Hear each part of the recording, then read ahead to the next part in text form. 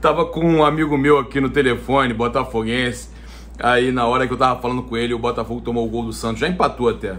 Mas o Botafogo tomou o gol do Santos. Aí eu brinquei com ele, falei assim, parece aquela musiquinha.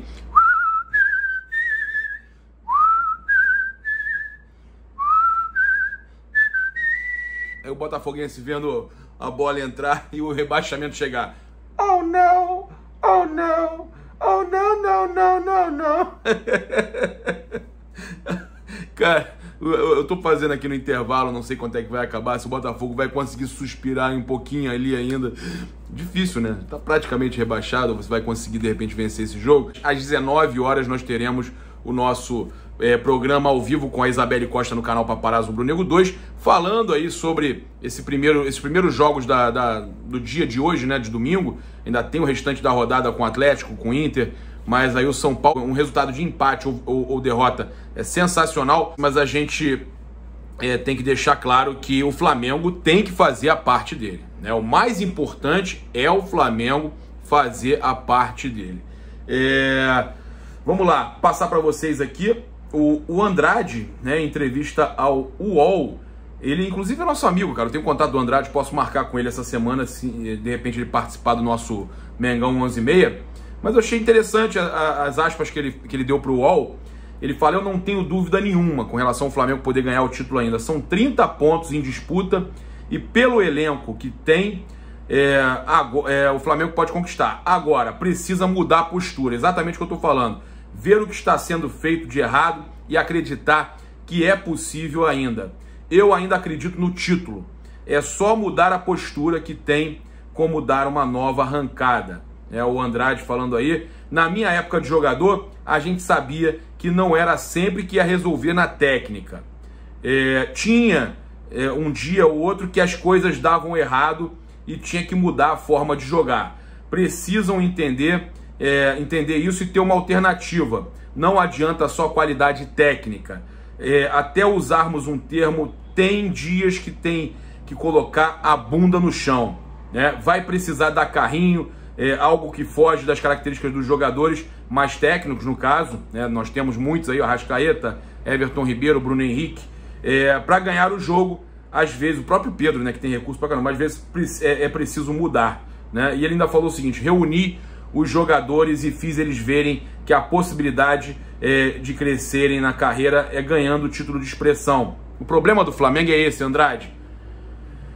Esses jogadores ganharam muitos títulos em 2019 e início de 2020. Para eles já provaram o que tinham que provar. Eles não entendem que eles, como ativos, o valor deles de mercado está caindo, que o Flamengo precisa ganhar sempre, se manter no topo sempre, né? E aí o Andrade fala isso. Nosso objetivo era o brasileiro, né, sobre aquele time de 2009.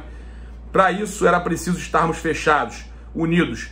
Vinha muita coisa de fora que acabava desequilibrando o grupo. A partir do momento que nós fechamos, as coisas começaram a acontecer. Ele ainda falou: tínhamos 2 laterais que atacavam muito e pedi maior equilíbrio. Eles, o Léo Moura e o Juan, né, passaram a subir um de cada vez e não ao mesmo tempo. Olha aí, gente. Algumas outras mexidas com o Ayrton fazendo o terceiro zagueiro em determinados momentos da partida, né? E fizemos esses ajustes e paramos de tomar gols de contra-ataque. Levamos um gol em 6 jogos e o time continuava fazendo gol com um ataque maravilhoso. Petkovic, Adriano, Zé Roberto, os próprios laterais que seguiam atacando. E ele também deu uma aliviada no Rogério Ceni. Ele botou a culpa nos jogadores, tá? Postura não é culpa do treinador, mas dos jogadores. Não se pode perder tantos gols como tem acontecido, pois faz falta. Se cobra muito do treinador, mas a responsabilidade maior é dos jogadores. Quando ganha, ganha todo mundo, porque quando perde, perde só o treinador. Tem que mudar isso. Tiveram pênaltis desperdiçados, gols claríssimos, poderiam mudar a situação. Não é só o Rogério. Os números já dizem a verdade, é pouco, 44% de aproveitamento. Com o elenco que tem, pode melhorar muito com a qualidade do elenco que tem. O grupo tem vontade, quer jogar. Quando está sem a bola, tem que se mostrar mais determinado, retomar, tem que ter a vontade que ele está falando, né? Retomar confiança, se entregar em campo. Mas é sempre preciso deixar claro que são os jogadores que entram em campo, tá? Então o Andrade cornetando os jogadores do Flamengo. E ele tá certo. O Rogério inventa também demais, né? São situações aí que a gente vê do Rogério que a gente fica preocupado, né? O Rogério tá inventando. Mas os jogadores também têm a maior parcela de responsabilidade. Passar para vocês que o Diego Alves não treinou nem hoje com o grupo, tá, do Flamengo.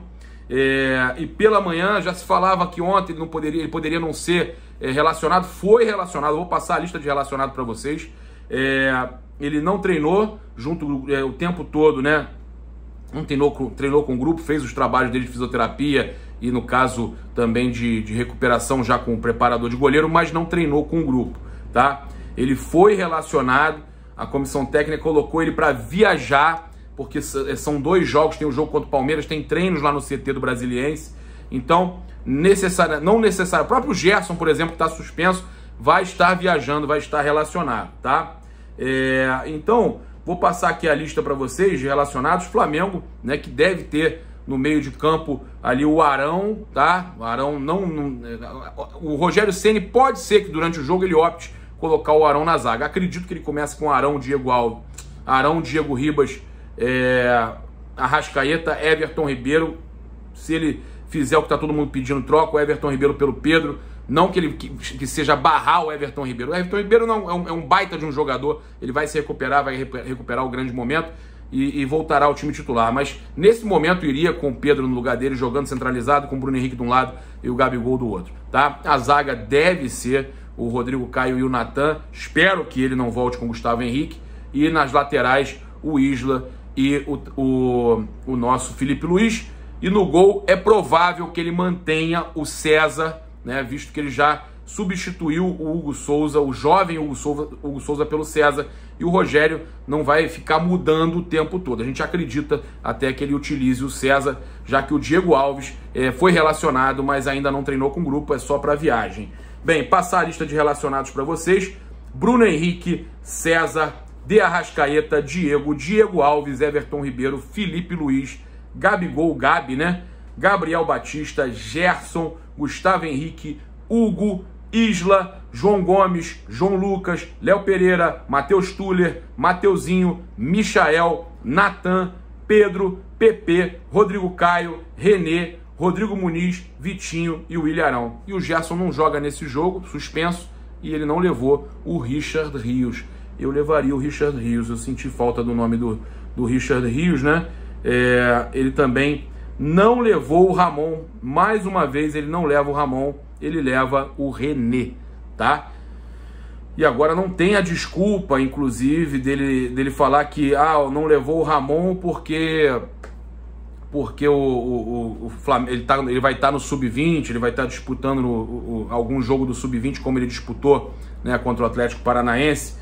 Não adianta, a gente agora não tem essa desculpa. O Rogério Ceni simplesmente não relacionou o Ramon e não relacionou o Richard Rios, né? Ele relacionou sim o Mateuzinho pelo lado direito. O que falar do Flamengo aqui, né, desse time do Flamengo? O Flamengo, caso ele venha a optar, né, com a entrada de Gabigol e Pedro, eles ainda não foram titulares juntos pelo Flamengo no Campeonato Brasileiro. E eles têm um histórico muito bacana, né? Tanto a dupla, né, no caso Gabigol e Pedro, porque os jogos em que o Pedro e o Gabigol começaram juntos como titular, o Flamengo venceu todos, tá? E foram jogos inclusive de Libertadores, Recopa Sul-Americana e Campeonato Carioca. Flamengo, no dia 22 de fevereiro, venceu o Boa Vista por 2-1, tá? Com os dois jogando juntos. Jogaram juntos 94 minutos. E os gols, né, e Gabigol inclusive marcou. 26/2/2020, Flamengo 3, Del Valle 0, Recopa Sul-Americana, final, Flamengo campeão. Eles começaram juntos, né, 25 minutos, e aí o Gabigol foi expulso, mas o Gabigol chegou a fazer gol, e aí foi 3-0 Flamengo. Então, o Flamengo mais uma vitória que tem jogando com os dois juntos. 12/6/2020, o Flamengo ganhou um Fla-Flu, um clássico, 2-1 pelo Campeonato Carioca. Os dois jogaram juntos desde o começo, foram até os 84 minutos juntos e o Pedro marcou o gol. No dia 30/9, Flamengo 4, Independiente Del Valle 0, tá? O Flamengo meteu 3-0 e 4-0. Teve aqueles 5-0 lá em cima, mas o Flamengo também goleou eles 2 vezes.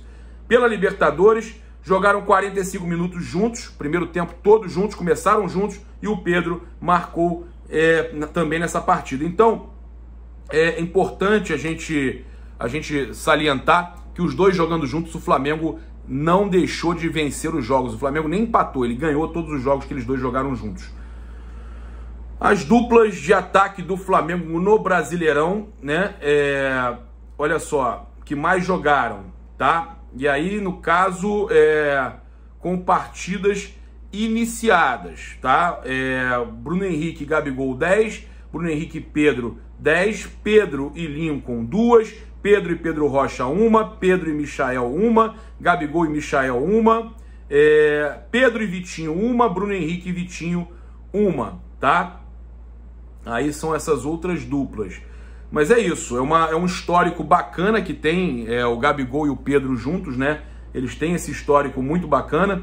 E eu gostaria de finalizar o nosso vídeo aqui também. A gente vai passar sobre a situação aí do Bandeira de Melo, né? Ele se pronunciou, o Flamengo também emitiu uma nota sobre a situação lá do Ninho do Urubu. Mas a gente tem aí o Rodinei, né? Inclusive, uma informação que a gente trouxe recentemente que poderia chegar uma proposta do mercado árabe pelo Rodinei, e agora isso está viralizando, né? Começou a ser mais divulgado que ele deve receber uma proposta de fora do país nos próximos dias. Eu acredito, tá, que seja aquela mesma proposta que eu falei, que é esperada do mercado árabe, que os árabes façam uma proposta pelo Rodinei. Óbvio que o Flamengo não deve recuperar boa parte do valor que o Flamengo gastou com o Rodinei, mas é um jogador que nos deu título, nos deu gol de título, mesmo com todas as reclamações do torcedor. É um jogador que, se o Flamengo conseguir um valorzinho de mercado interessante, pelo menos, né, salva aí uma parte da folha salarial alta do Flamengo no mês.